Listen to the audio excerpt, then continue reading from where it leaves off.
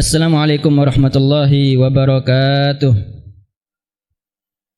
Alhamdulillah syukra ala ni'amminhu tatra nahmaduh sirran wa jahra wa bil ghadaya wal asal Allahumma salli wa sallim ala sayyidina wa maulana Muhammad miftahi babi rahmatillah adada ma fi ilmillah salatan wa salaman daimaini bidawami mulkillah wa ala alihi wa sahbihi adada kulli dzarratin alfa marrah rabbi shrah li sadri wa yassir li amri wahlul 'uqdatam min lisani yafqahu qawli subhanaka la ilma lana illa ma 'allamtana innaka antal alimul hakim Allahumma rzuqna fahman nabiyyin wa hifdzal mursalin wa ilhamal malaikatil muqarrabin wa aghnina bil ilmi wa zayyina bil hilmi wa akrimna bit taqwa wa jammilna bil afiyah ya arhamar rahimin amin amma ba'd. Alhamdulillah wa syukrulillah diberi sehat wal afiat, taufik, inayah, hidayah oleh Allah Subhanahu wa taala.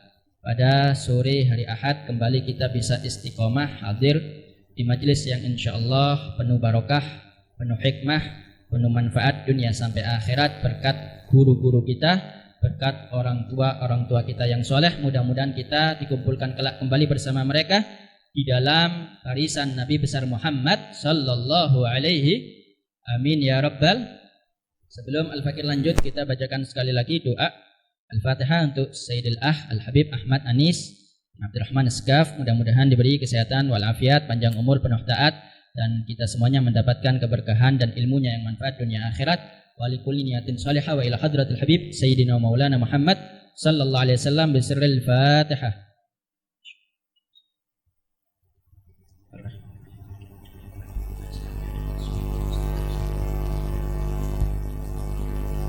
Alhamdulillah masih hadis tentang bagaimana kita dianjurkan untuk lemah lembut, penuh kasih sayang, penuh teladan, yang indah dan sempurna.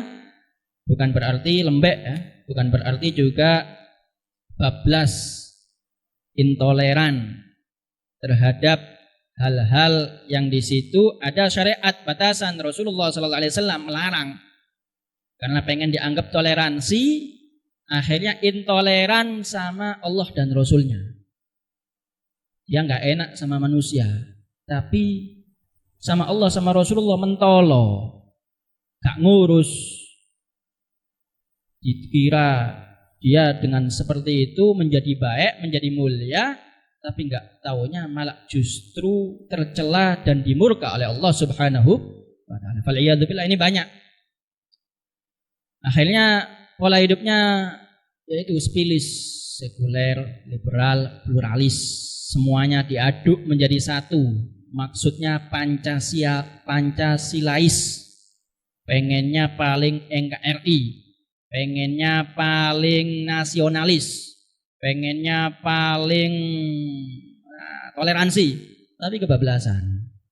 Ya, kebablasan. Ada kemaksiatan jegideg, ada kemungkaran jegideg. Padahal dia mampu untuk menegurnya, untuk melarangnya, untuk mencegahnya. Wa illa akhir doa. Wa illa akhir syai', tak mampu dia untuk melakukan itu semuanya, takut dengan konsekuensinya, takut dengan akibatnya. Maka ya paling tidak doa lah. Jangan ridha, ar-ridha bil maksiyah maksiyah, war ridha bil kufri kufrun. Ridha dengan maksiat itu maksiat, ridha dengan kekufuran itu suatu kekufuran. Jadi hati-hati. Banyak pengen yang dianggap lemah lembut, kasih sayang, sopan santun, teladan dan lain-lain sebagainya, tapi akhirnya sampai kebablasan. Wabil khusus ya, itu diambil dan dilakukan oleh mereka para ya petinggi-petinggi, baik daripada segi duniawi ataupun ukhrawi. Baik daripada para ulama ataupun daripada para umara. Itu umumnya mereka kebablasan. Akhirnya itu telakumu.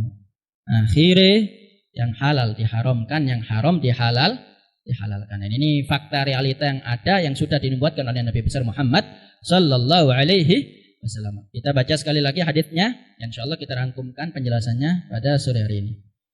Bismillahirrahmanirrahim. Radhiyallahu ankum. Wa Ibnu Mas'ud radhiyallahu anhu qala Rasulullah sallallahu alaihi wasallam la akhbirukum biman yahrumu 'alan nar aw biman tahrumu 'alaihin nar. tahrumu ala kulli gharibin hayyinin layyinin sahlin rawahu Tirmidzi wa qala haditsun hasan. Al hadits rawahu Tirmidzi fi sifati yaumil qiyamah bab kana sallallahu alaihi wasallam fi mihnati ahlihi. Lughatul hadits kullu gharib ay mujib ay muhabbib ila an-nas li husni muamalatihi lahum wa hadha la yansha ghaliban illa min al-iman as-sahih. Hayyin layyin sahlin al-maqsud bi hadhihi al-alfat at-tawadhu wal luyunah wa husnul muamalah lin-nasi wa qada'i hawaijihim. Afad al-hadits makanatul akhlaq wa annaha manjatun minan nar wa anna husna muamalatin nas minal iman. Ithara intibahis sami' qabla al-bad'i bil hadits idza kana ma satahaddatsuhu bihi minal umuri allati laha syan. Bahwa Nabi Muhammad SAW menjelaskan bersabda, sesungguhnya orang yang diharamkan oleh Allah untuk masuk ke dalam api neraka alias ahli surga, yaitu mereka yang akrab, mahbub indan nas, dicinta sama manusia, dimanapun dia berada selalu dicinta, bukan karena terlalu toleransi itu tadi, kebablasan toleransinya sampai toleransi bersama makhluk, tapi intoleran kepada Allah dan Rasulullah Sallallahu Alaihi Wasallam sampai nggak peduli dengan batasan-batasan syariat Rasulullah Sallallahu Alaihi Wasallam. Fal'iyadzubillah, ini banyak sekali terjadi di tengah-tengah umat. Yang dimaksud di sini mahbub indan nas, bagaimana kita menyikapi fenomena yang terjadi, terlebih daripada kemungkaran-kemungkaran yang ada, tetap dengan apa yang sudah diajarkan oleh Nabi. Jangan mencegah kemungkaran dengan kemungkaran. Mencegah kebatilan dengan kebatilan. Cegahlah kemungkaran dengan kebaikan, dengan kebajikan, dengan kebenaran, seperti yang sudah diterapkan oleh Rasulullah Sallallahu Alaihi Wasallam. Ada orang kebalikan dari hadis ini, syadid, keras, kasar, beringas, tanpa ampun, tanpa kompromi. Ada kemaksiatan, orang minum minuman keras, dijekek botolnya, dilempar langsung ke aspal, langsung pecah, haram. Tidak apa-apa ya, wani, tidak apa-apa asal wani, asal ente siap seperti Sayyidina Umar ibnul Khattab al-Faruq alladhi yufarriq bainal haq wal batil. Sayyidina Umar ibnul Khattab itu makomnya beda, ya, madatnya beda, haibahnya beda. Ma salaka Umar fajjan qad illa salaka syaitanu fajjan akhar, atau kama qala sallallahu alaihi wasallam. Tidak Sayyidina Umar lewat satu lorong, melainkan setan lewat lorong yang lain. Saking wedine setan ambek Sayyidina Umar. Anak kita orang ini koncoan ambek setan. Ya, terlalu akrab wis ambek setan iku wis terlalu akrab. Setan ndak wedi, malah seneng. Diwocoi Quran sampai khatam lho, setan ndak minggat. Sing kesurupan malah kumat. Ini bagaimana? Jauh sekali. Jadi jangan disamakan. Maunya amar ma'ruf nahi mungkar tapi gak tepat. Gak sesuai dengan anjuran prosedur Rasulullah SAW. Boleh meniru khulafaur rasyidin, boleh meniru para sahabat, boleh meniru Nabi Muhammad SAW. Tapi semuanya itu ud'u ilallah ala basirah. Menyerulah ke jalan Allah dengan kecerdasan, dengan penglihatan, dengan kecermatan, dengan kepiawaian, dengan siasat yang diajarkan oleh Nabi. Jadi, wong iki nek dikerasi ndak iso. Kudu disungkemi, kudu disowani, dijekek tekani sore. Ya. Perlu sik tekani sore kok diamblesno ndak apa-apa ya. Nek kate langsung diamblesno ngene yo asfik alar ra'si la tusfik alal jabali. Kata para ulama itu, kalau ente menghadapi orang yang kedudukannya lebih tinggi dari kamu, ojo gawe metode keras-kerasan. Asfik ala ra'si la tusfik alal jabali, seakan ono ndasmu, aja seakan ambek gununge. Beb, aku kate ngajurno gunung, ambek apa ambek ndasku, Beb? Seakan ndase apa gununge? Hah? Kira-kira sing bakal ajur ndine? Kepalanya apa? Gunungnya? Ya seakan duduk gununge, ndak seakan gunung ojo engko kelaran gununge engko gopel kabeh gununge ya duduk. Kepalamu yang hancur kan gitu ya. Jadi kita harus tahu porsinya. Oh, sing tak debiki gunung iki. Jadi carane apa ya dirongrong sik tekan ngisor pelan-pelan aja ambek polos-polosan langsung kebeat ngamuk ini ente karomah kok Habib Soleh Tanggul enggak apa-apa ya. Habib Soleh Tanggul ngomong langsung kun fayakun karena sudah jadi wali martabahnya azim indallah. Beda lagi. Tapi kalau bagi yang pemula-pemula, terlebih baru hijrah, ya terlebih anak-anak zaman now ini suka yang namanya hijrah. Kait ninggalno sing elek-elek terus kate ngawur-ngawur ngejaki dakwah, ya ini tidak sesuai dengan apa yang diajarkan oleh Nabi Muhammad SAW. Jadi harus pakai metode yang paling bagus. Terlebih ini kalau bisa ya. Jadi mahbub indan nas, diakrabi dulu, gorib, kemudian hayyin, layyin, sahlin, kemudian ya wis merendahlah, tawadhu, luyunah, penuh dengan kelembutan. Kemudian sahlin, gak nyorokno, gak kaku. Ya. Wong khomer itu, minuman keras itu, Allah Subhanahu wa taala tatkala mau mengharamkan minum minuman keras kepada mereka orang-orang jahiliyah, itu bitadrij, beransur-ansur. Nah, beransur-ansur, dan itu rahmat, dan itu metode. Begitupun juga terlebih di akhir zaman, yang mana kata Nabi Muhammad SAW, bada ad-dinu ghariba wa sayaudu ghariban kama bada. Dulu agama asing pada awal pertama kali datang. Wa sayaudu ghariba, akan juga kembali menjadi asing. Berarti ini juga ada indar, peringatan dari Nabi bahwa nanti umat ini akan kembali menjadi jahiliyah.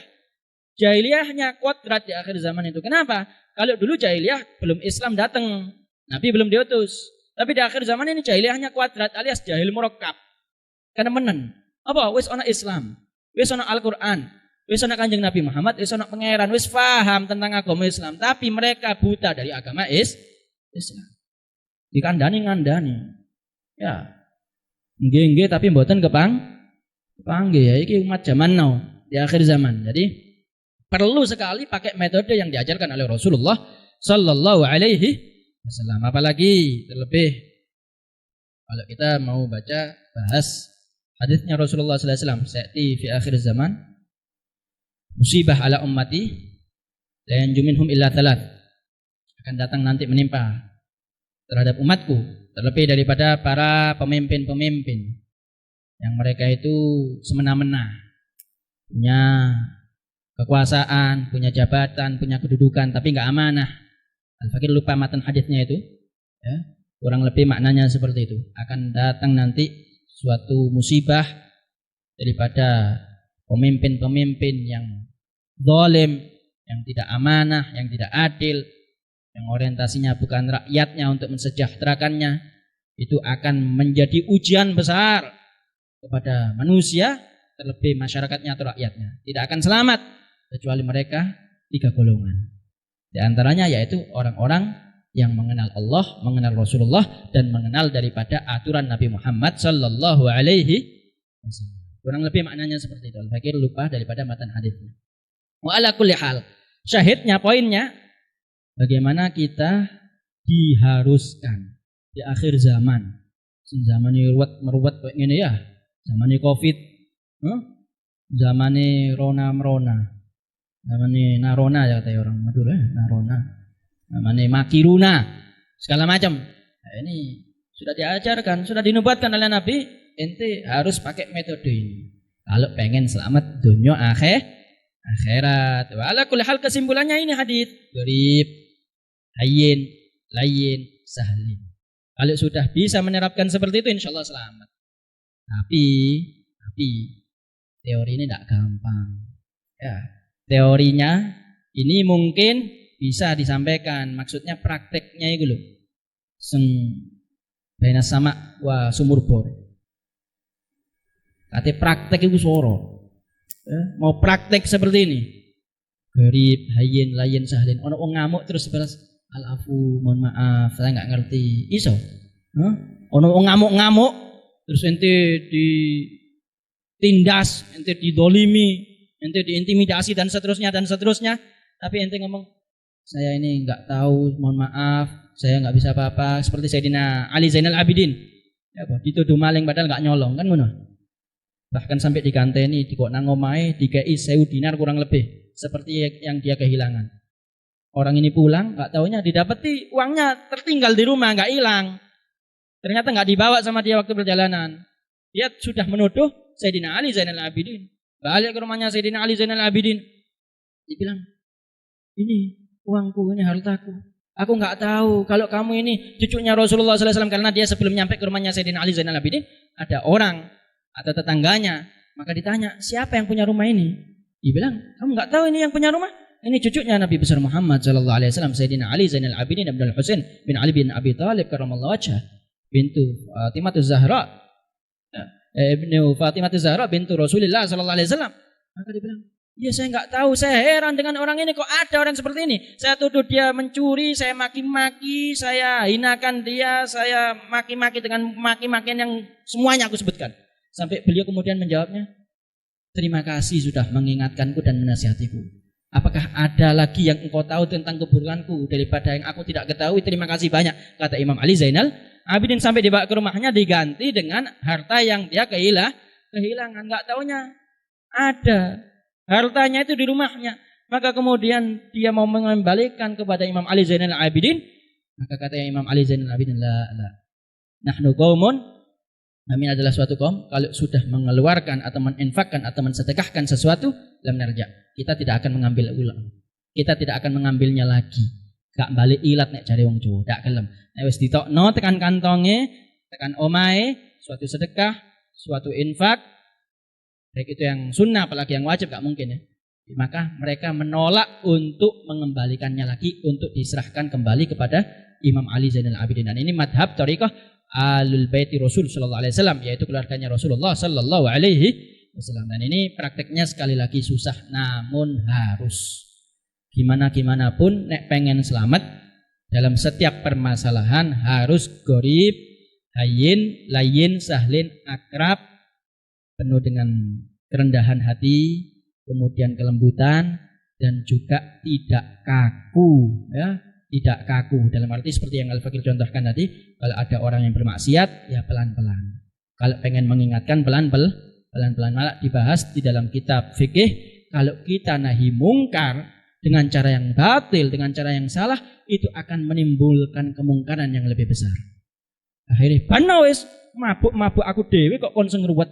Akhirnya wongnya tambah benci nang agomo, tambah benci kepada kebenaran, tambah digawe-gawe mabuke, tambah ajak-ajak nang wong liya. Jangan nasihat tersebut jadi fadhihah. Jangan sampai nasihat itu menjadi suatu app yang kemudian tersebar menyebar kemana-mana. Nanti nasihati wong tapi kondo-kondo nang liyane. Buka app wong iku jadi nasihat jenenge, iku jenenge umbar-umbar gosip. Ya. Tapi kalau mau nasihat, ajak arba'uyun, 4 mata. Dikasih tahu yang baik dengan lemah lembut, dengan cara-cara yang sudah diajarkan oleh guru-guru kita semuanya. Bil khusus, kalau mau kita berdakwah, ya harus tahu ilmunya.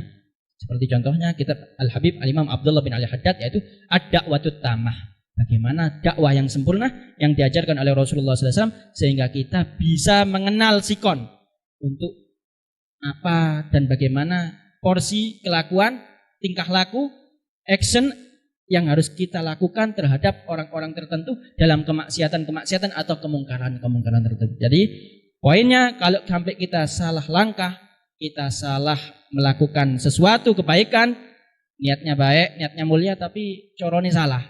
Bukan salah maksiat ya, tapi salahnya ini gak sesuai dengan prosedur yang diajarkan oleh Nabi. Dia haruskan pakai lemah lembut tapi keras. Nah, ini nantinya malah justru menimbulkan kemaksiatan atau kemungkaran yang lebih besar. Tapi Al-Fakir juga ingatkan, kalau ada yang melakukan kemungkaran, kemudian ada yang nahi mungkar juga dengan kekerasan, itu juga tidak bisa disalahkan serta-merta. Karena itu juga sesuai prosedur. Jadi kalau sudah lemah lembut, mari mentok, gak berubah pisan, terlebih bikin madarat atas lingkungan dan sekitar, maka dianjurkan, tidak apa-apa, ente pakai caranya Sayyidina Umar ibnul Khattab. Tapi yang pertama harus gorib, hayyin, layyin, sahlin, ya. Jangan kaku, diperbolehkan dulu, yang penting dinasihati dulu, sampai kemudian ada batasan daripada aturan, batas tertentu. Kalau sudah nggak bisa harus dirubah, maka mungkin diperbolehkan dengan kekerasan. Terlebih kalau ini di negara hukum Indonesia, bukan zaman-zaman sahabat dulu, maka kita harus juga rembuk musyawarah, ya, dengan umarok tertentu, dengan aparat tertentu. Kalau terjadi di sekitar kita ada tokel, judi, mabuk-mabukan, anak muda, perzinahan dan seterusnya, ya nek iso ojo ditangani dhewe, tapi kita musyawarah dengan tokoh-tokoh masyarakat yang ada di sekitar agar supaya kemaksiatan itu hilang atau berubah. Karena perintah daripada Nabi Muhammad SAW, idza ra'a minkum munkaran falyughayyir. Kalau melihat kemungkaran, rubahlah. Kalau dihilangkan nggak mungkin, karena kemaksiatan itu seiring zaman sampai berdirinya kiamat, sunnatullah sudah digariskan oleh Allah, pasti tetap akan terjadi. Yungkir wala yungkar. Kita tetap diharuskan untuk mengingkari, tapi kita juga tidak bisa memungkiri bahwa kemaksiatan akan senantiasa selalu ada. Wala kulli hal, mudah-mudahan apa yang kita baca daripada hadisnya Rasulullah SAW bisa kita terapkan, mendapatkan taufik, inayah, hidayah, tamah bijai khairil bariyah, sehingga kita diberikan kekhususan, kekuatan untuk melakukan apa yang sudah diajarkan oleh Rasulullah sallallahu alaihi wasallam. Ala kulli niyah salihah wa ila hadratil habib sayyidina maulana Muhammad sallallahu alaihi wasallam bisirril Fatihah.